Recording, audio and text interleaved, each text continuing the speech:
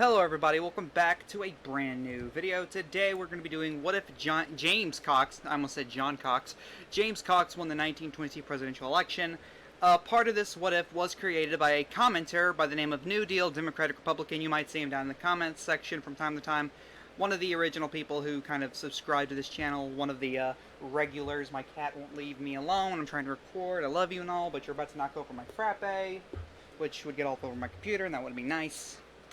And so he created part of this what if, of course. I will tell you when I start taking over, but of course he said what would happen in the in this person's term, and what happened in between the terms. And of course I added my own stuff because he kind of labeled like major parts, and of course I got all the bills I signed. Anyway, I'll start off with the 1920 election, of course, by name. James Cox would win this election, winning 269 electoral votes to Warren Harding's 262. I'm pretty sure you need 269 to actually win the election, so he's got what he needs. Could be wrong. And so, of course, James Cox would win. And of course, in his first term, he would sign his own version. He would sign a bill that would be called the Americanization Act, which would cause increased immigration in the country. However, but of course, even though there's an increase in immigration, the testing period, I guess you could say, is longer because they have to prove loyalty to the United States. Immigration loyalty to the U.S., which is something he campaigned on during the 1920 campaign season.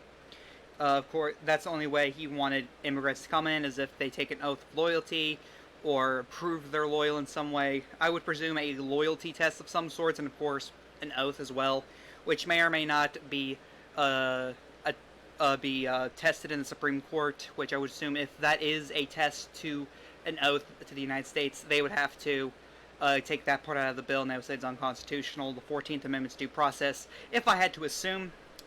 He would, of course, also end the war with Germany, Hungary, and Austria, which is what Warren Harding did.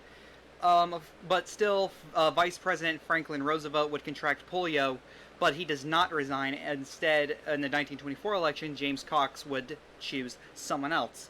He would also sign the Shepard-Towner Act, which is federal funding to maternity and child care, which is something Warren Harding did. The Depression of 1920 to 21 would end, again, same thing that happened with Harding. He would pass a Indian Citizenship Act of 1924, which grants citizenship to the natives. Is something else he campaigned on during the 1924 campaign season. And thus, James Cox would, of course, pick William McAdoo, who would be his Secretary of Treasury. In this timeline, he would choose him to be his running mate. And Republicans would nominate Massachusetts, I think, Governor Calvin Coolidge. I was thinking of Charlie Baker, excuse me. And of course, Robert La Follette would still run as a progressive in this time. However, James Cox would have a big economy, one of the best economies the country's ever seen, which helps him to win in re-election despite the third-party challenge of Robert La Follette. And he would win re-election 304 to 214 to 13 electoral votes. And in Cox's second term, he would sign the Air Commerce Act, which would license pilots and planes. There would be a low unemployment, which would help his campaign, or help his popularity. He would lower income taxes, and he would lower business profit taxes, which boosts the economy. Going on to the 1928 election, Herbert Hoover would be the Republican nominee. He would not be the Commerce Secretary. He would actually have very little say in the Republican Party. He'd be a very dark horse type of candidate, probably picked by a deal, I guess you could say. It would be a contested election between Frank Lloyd and Charles Curtis, and then Herbert Hoover would swipe into the nomination. He would be the FDA director, the former FDA director anyway, of Food and Drug Administration. And Democrats would choose Vice President William McAdoo, which seems like a no-brainer to pick for Democrats. However, Herbert Hoover would win due to the it would be 16 years of Democrat rule, so it would make sense that they would select Herbert Hoover as their next president, despite his low, what's the word? I'm having a Biden moment. His low experience in government. I'm sorry, I had a brain fart, I'm sorry. And of course, McAdoo would be seen as, kind of like Hillary Clinton in 2016, someone who should have won and just fucked up. And so in Hoover's first term, the Wall Street crash of 1929 would still occur, which leads to the Great Depression. That still happens. He would establish a Federal Bureau of Narcotics. He would worsen the Great Depression by signing the Smoot-Hawley Tariff Act, as well as implementing a gas tax. However, Herbert Hoover would run again in 1932, and he'd run against Al Smith. And people, of course, due to the hatred that Americans had for Catholics, I wouldn't know why. It's not like I'm a Catholic myself. That's a joke. If you get it, you watch this channel a lot and know that I'm a Catholic. And so people are saying they'd rather suffer through the Great Depression with Herbert Hoover than elect a Catholic, because they think that he has more loyalty to the Pope than he does to the country, which leads to Al Smith losing to Herbert Hoover, but Herbert Hoover would lose the popular vote. In his second term, he would veto Philippine independence, and thus the Philippines to this day would still be a territory of the United States. He would ratify the 20th Amendment, which is a lame duck amendment, as well as the 21st Amendment, which would end Prohibition. Due to Herbert Hoover still being president, the Great Depression lasts a bit longer, and so due to this, there would be after the 1934 midterms, Democrats would have a huge triple-digit gain. Yes, a triple-digit gain that did happen during this time, actually, when FDR was president, by the way. They had a triple-digit gain, and they would impeach President Hoover for the Great Depression in the House. However, he would be acquitted narrowly in the Senate, just by a couple votes in the Senate, because Democrats would have a supermajority, but not a 67-seat majority. They would have near a 64-63 majority, and there would be some Republicans who would also vote to convict Hoover of it too, but he is acquitted very narrowly. He would also end the U.S. occupation of Haiti. Actually, he would veto the bill, and the Democrats would override the bill, so he'd have no choice. And he knows that if he intentionally fucks up the withdrawal, he would be unpopular, so he would do it in a timely manner. He would also sign the Neutrality Acts in the 1930s. And so, going on to the 1936 election, Franklin Roosevelt would finally come back out of the shadows. He would not run for governor of New York. He would actually be taking this time away from politics to deal with polio. And of course, in this time, he's now coming back, running against Henry Breckinridge, who would be the former, I presume, Interior Secretary under either that. I think it's Interior. It's either Interior or Treasury. It's one of the two under President Cox. He, again, authored Upton St. Clair, John McCrody, and Al Smith would run. Al Smith for a third or fourth attempt. And Republicans would still nominate Alf Landon. FDR would choose the House Speaker, John Nance Garner, and of course, Alf Landon would still choose a publisher actually, Frank Knox. And so, Democrat Vice President Franklin Roosevelt would defeat Republican Governor Alf Landon 523-8 to become the 31st President of the United States. And in Roosevelt's first term, his New Deal legislation would be a lot popular amongst the country, because we have just suffered through 8 years of the Great Depression under Herbert Hoover. And so much of his more radical ideals would get passed this time around. He would pack the Supreme Court, so the Supreme Court would have a bunch more justices. I don't remember how many he wanted to add. I'm going to assume he adds 3, making it currently we have 12 Supreme Court justices, and he packs it with New Deal Democrats. He would also sign a Marijuana Tax Act, which boosts the economy. He would form the Civil Aeronautics Authority. He would establish a federal minimum wage, which is very popular for him. And so the Great Depression would end in 1938, and he would also begin the development of the atomic bomb. So, of course, we would be in the Great Depression for many, many more years, and FDR's, in this timeline, which destroys our economy a lot, and of course our economy isn't as good. Well, it won't be as good for a long time. And so we go into the 1940s, and of course FDR is this massively popular guy due to the New Deal legislation being a lot popular, and thus Republicans nominate a businessman, William Wilkie, and so everybody would vote for FDR. FDR would get around 65 to 70% of the popular vote, while Wilkie would get around 20 to 25%, and FDR would win every single state and every single electoral vote. This almost destroys the Republican Party. And so in Roosevelt's second term, the Pearl Harbor attacks would happen. Oh, by the way, FDR drops John Garner and replaces him with Henry Wallace, his agriculture secretary this time around. Of course, and this means the United States will enter World War II. He passes Lend-Lease laws, as well as the Japanese internment camps would still happen, but he would get support from the Americans because of the whole Pearl Harbor thing. And so he's kind of leaning a lot more to the left this time around. There would be several race riots. This is less so about race relations and more about wartime tensions between one another. And so we go on to the 1944 election. FDR runs for a record third term. And of course, this time he faces off against Thomas Dewey. Thomas Dewey would do a lot better than Wendell Willkie, of course. However, FDR would still win in a landslide. Of course, Dewey would flip 4 states: South Dakota, Kansas, Nebraska, and Vermont.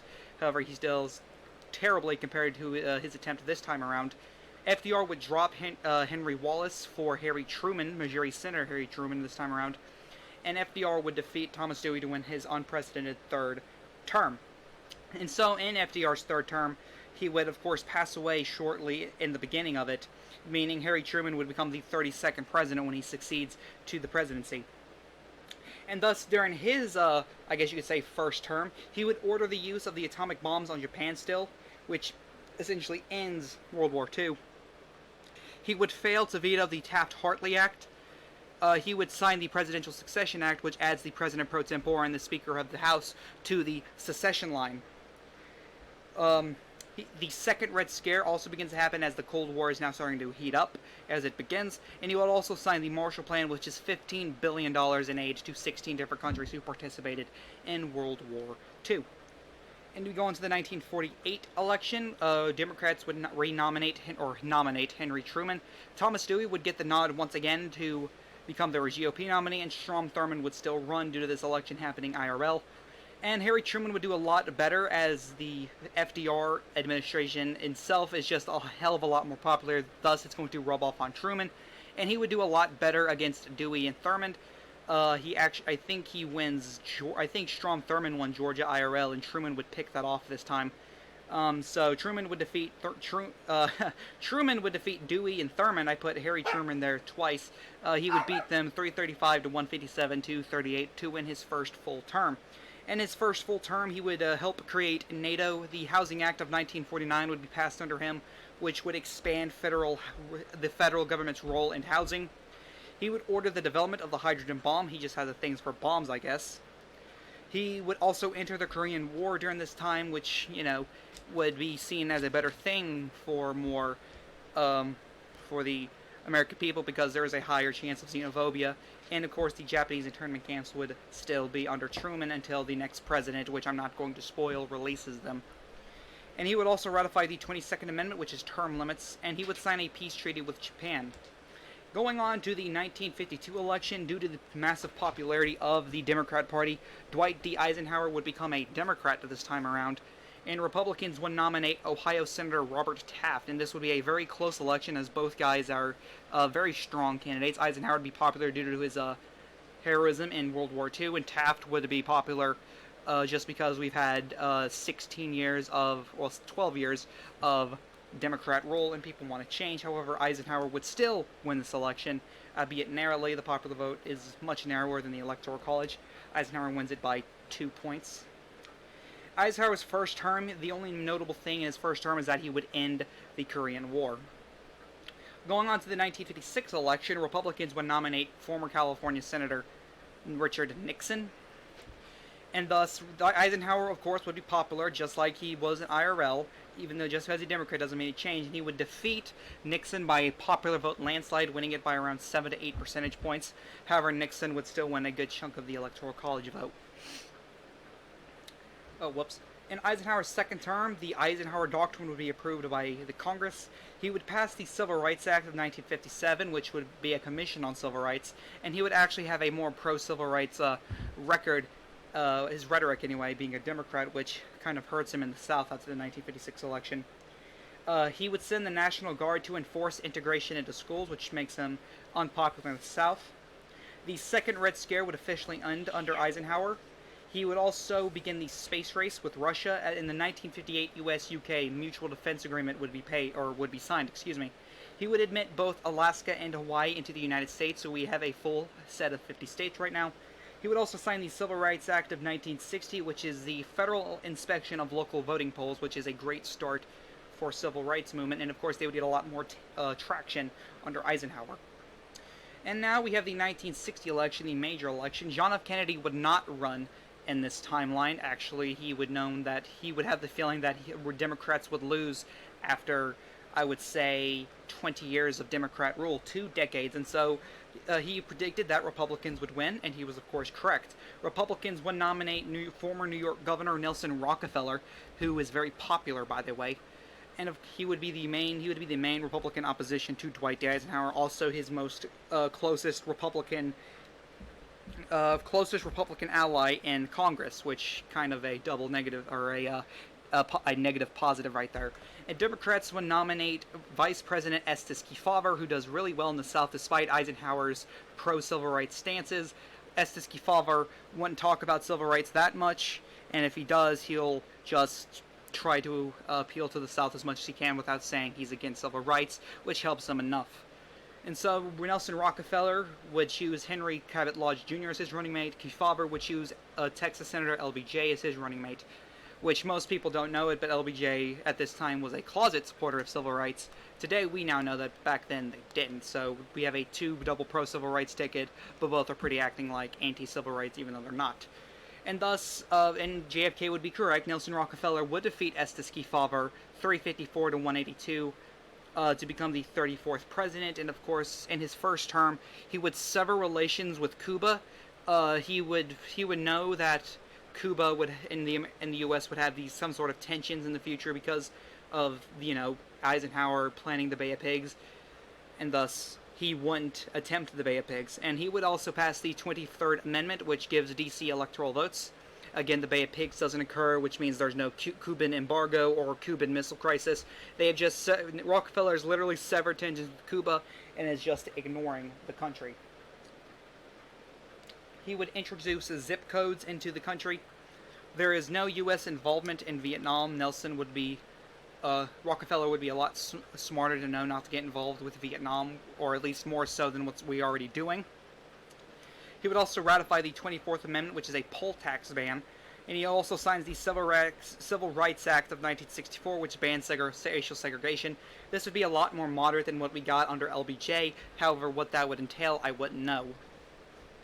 Going on to the 1964 elections, Democrats would run a very staunch anti-civil rights candidate, George Wallace, which hurts him in the entire country except in the Deep South, where that's all he would win: Arkansas, Louisiana, Mississippi, Alabama, Georgia, and South Carolina. And Rockefeller would win in a landslide over Wallace due to all the Republicans, the black folk, as well as some pro-civil rights Democrats all going to Rockefeller, and Wallace essentially only winning the anti-civil right jackasses. So Rockefeller would win re-election in his second term. We would have the Voting Rights Act of 1965 passed, the Social Security Act of 1965 passed as well. This would be his own version of Social Security, not LBJ's, which actually helps him with blacks a lot more. Just some demographic notes as we get into the modern day. Republicans would get an average of winning the black 60 to 70% of the black vote, while the white vote would mostly go to the Democrats, as they'd win around 50 to 55 every single election. So there you go. So whites would be with Democrats, blacks would be with Republicans, and we'd have a lot more blacks that we see as Democrats today that aren't far left. We might see Barack Obama, Cory Booker. Kamala Harris might even be a Republican, though that last one might be stretching it a bit. And so this is, of course, where I take over. I now take over from where New Deal Democratic Republican finished. And now, from here until the modern day, this is what I think happens with what I've been given. In Henry Lodge, I spoiled that. In 1968, we would have Republicans nominate Vice President Henry Lodge Jr., which is seen as a no-brainer, as he's the vice president under a very popular president, almost said governor. And Democrats once again make the mistake of nominating an anti-civil rights candidate, this time Lester Maddox, but he tries to choose a pro-civil rights running mate to try to ease the tensions a little bit. However, this is successful, just not successful enough. He chooses George McGovern, by the way, while Henry Lodge Jr. would choose Michigan Governor George Romney. And so Henry Cabot Lodge Jr. would defeat Lester Maddox in a landslide, just not as big as the one as 4 years previous. And so Lodge would become the 35th president. And in his first term, he would create his own military doctrine called the Cabot Doctrine, which will be approved. He would sign the Public Health Cigarette Smoking Act, which ends public cigarette smoking in the country, which makes him popular with his party, of course.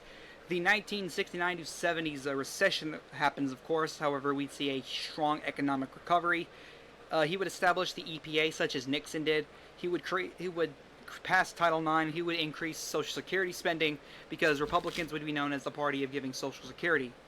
Another thing, Democrats would be up to the modern day, this would still be a thing. Democrats would do a lot better in the South, while Republicans will do a lot better in the North. I would say Republicans would do 15% better today under this timeline, and Democrats would do 15% better in the South than what they're doing now. Going on to the 1972 election, Democrats nominate Arkansas Congressman Wilbur Mills, who kind of has a moderate stance on the whole civil rights issue.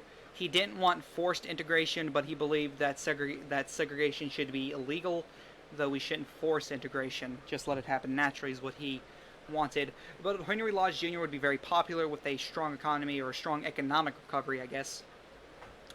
And thus, Henry Lodge would defeat Wilbur Mills, who would choose New York City Mayor John Lindsay as his running mate.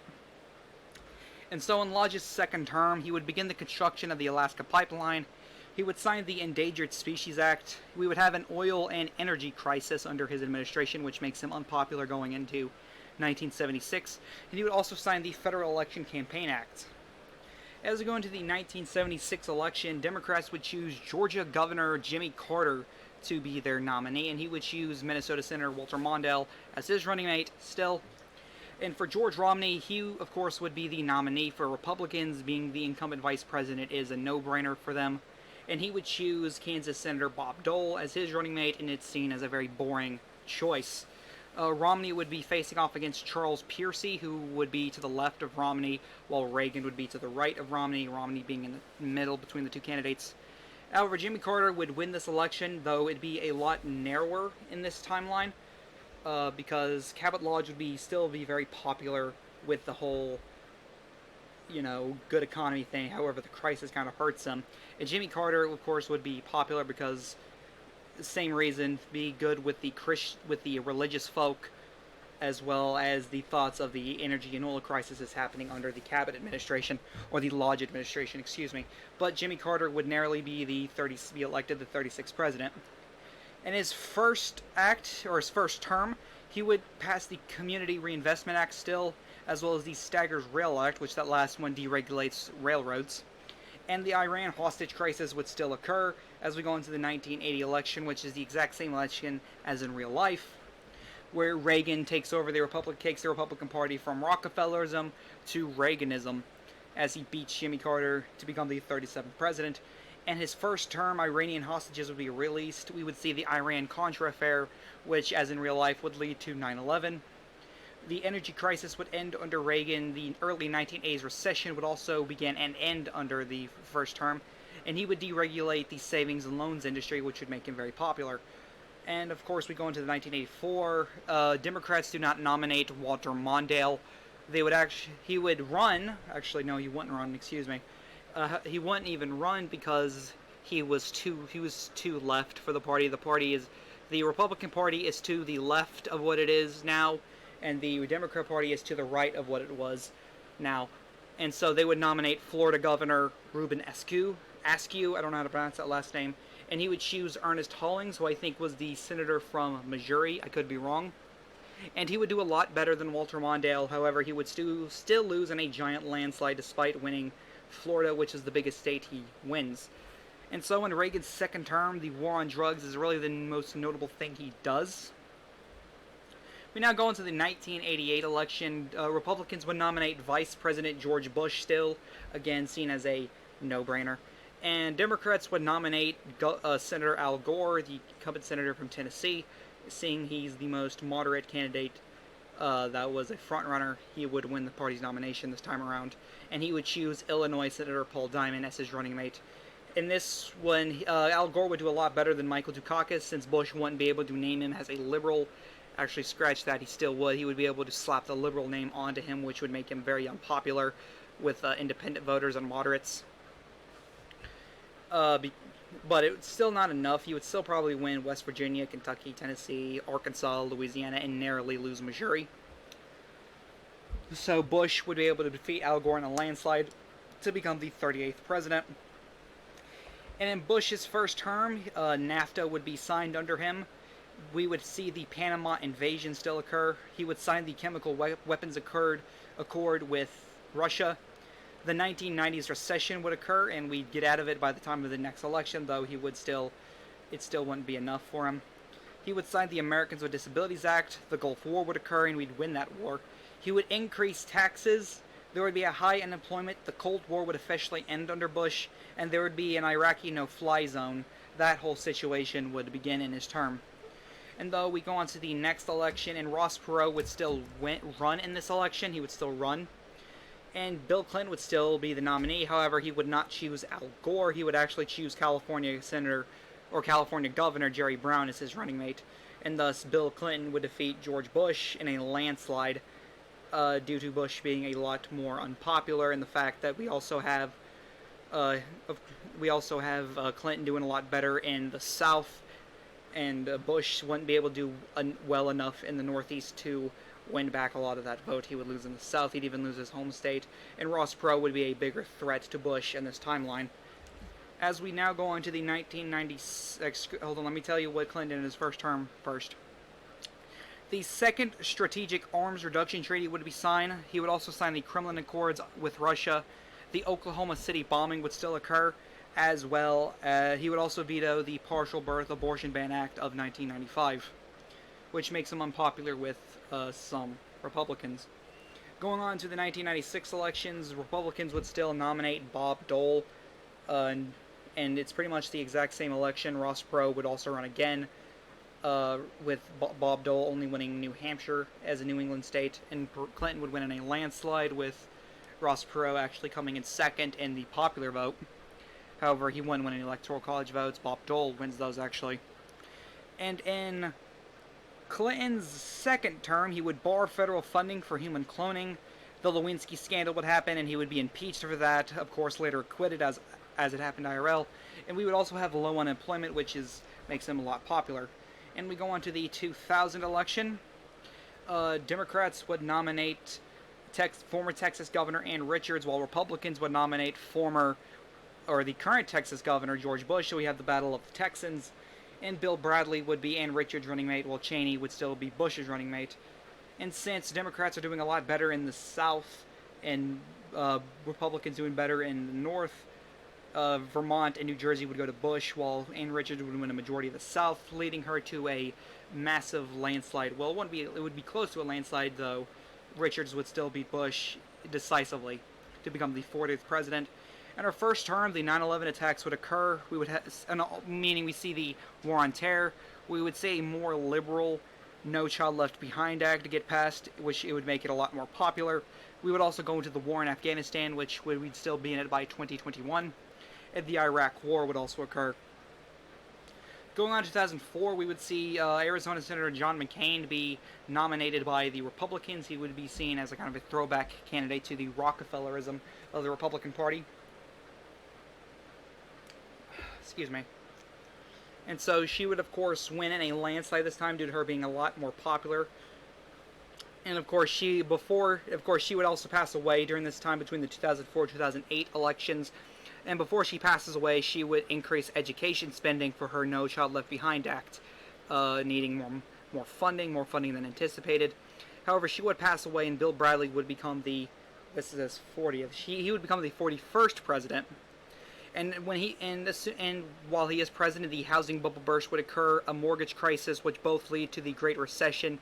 He would get us in a war with Somalia, which makes him unpopular, and he would fail to get a protectionist trade deal with Peru, which is unpopular with both parties. As we go into the 2008 election, Bill Bradley would see a primary challenge from North Carolina Senator John Edwards, which Edwards would be leading until his scandal about him cheating on his dying wife occurs, which Bill Bradley would then sweep every primary from there. And of course, like I said earlier, we would see a lot more black Republicans than we do see black Democrats. So Obama would be a Democrat this case. We'd see our more moderate Democrats be Republicans. And he would choose Wyoming Senator Mike Enzi as his running mate. And he would defeat Bill Bradley 295 to 243 to win this election. And he'd do very well in the South, only losing Florida. In his first term, we would see Guantanamo Bay stay open. We would see very high unemployment under Obama still. The Great Recession, of course, would still end. We would see a more moderate Obamacare, and it would have a public option this time. We would have a tomato shortage. I thought that'd be important. Some of you like tomatoes. I personally don't. He would reduce the federal deficit by 3%. He would do that because he would be a Republican. That'd be very popular with Republicans. He would repeal Don't Ask, Don't Tell, which Republicans would be a lot more pro-LGBT in this timeline. He would end the war in Iraq, which ends in a victory. He would reduce spending in the 2011 budget by 8%, which prevents a debt ceiling crisis, which makes him a lot popular before the 2012 election. We would see a nationwide drought. It gets a lot hot, so we have a drought. He would increase deportation, popular with Republicans. And thus we would go on to 2012, where Democrats would nominate New York Senator Hillary Clinton. She'd never be Secretary of State under a Republican administration, so I don't see why she would be under this one.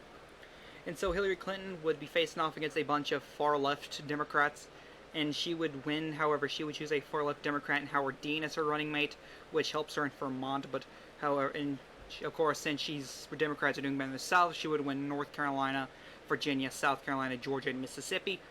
However, she'd still lose to Obama 296-242, so he wins a second term. In his second term, he would lower taxes to prevent a fiscal cliff, and there would also be a government shutdown before the budget would be reached. Now, for these next elections, I'm not going to get into the in-betweens, because I don't think I need to explain myself, actually. I think it's very understandable. We go on to 2016. Donald Trump would be a Democrat this time around. The whole birtherism would still happen with him and Obama, so they'd still have that love-hate rivalry, as I like to think of it. And so he'd run as a Democrat, and Republicans would nominate Ted Cruz.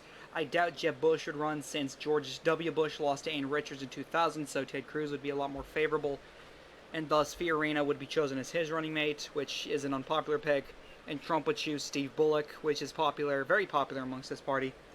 And so Donald Trump would do very well in the South, while Cruz would do better in the North, with libertarian voters and all that. So Democrat businessman Donald Trump would defeat Republican Senator Ted Cruz 324-214 to become the 42nd president. We'd see a lot of the same things we did with Trump in his first term IRL ended in this timeline. He would probably also get a TPP, and he might replace it this time with something else, I don't know. Of course, the USMCA would still be a thing. Protectionist trade would be a lot more popular with Democrats. You know, anti-establishmentism. And he wouldn't be far left. He would probably advocate for some sort of universal healthcare system that's more ambitious than Bernie's, but costs a lot less, if that makes sense. In 2020, Donald Trump would be challenging Nikki Haley, the governor of South Carolina at this time, who essentially is propped up for the nomination, as we see a very, very large Republican field. And Nikki Haley would select Dan Crenshaw, the congressman from Texas, who has served for just 2 years at this point, and which would be seen as a head-scratcher. However, since COVID would still happen, Trump would lose because of that. However, I don't see we'd see a Donald Trump impeachment this time around. I highly doubt it, considering Democrats may, or since the media may or may not, still be favorable for Democrats. I'm not sure. It really depends on your interpretation of it. However, Trump would win New Hampshire and New Jersey, two northeastern states, while Haley would win, actually scratch that, Haley would win those states, and Trump would even win her home state, which would make Richard Smith pissed. If you know who that is, you are on Twitter as much as I am, which is cool. You should follow me on Twitter, at Chaotic Politics. However, Nikki Haley would defeat Donald Trump to become the 43rd president, and of course the same thing with the election being rigged still happens, and we'd see a rematch in 2024 between Haley and Trump. What that looks like, I don't know quite yet. And that is all for this timeline. I hope I did good enough for you, New Deal Democratic Republican.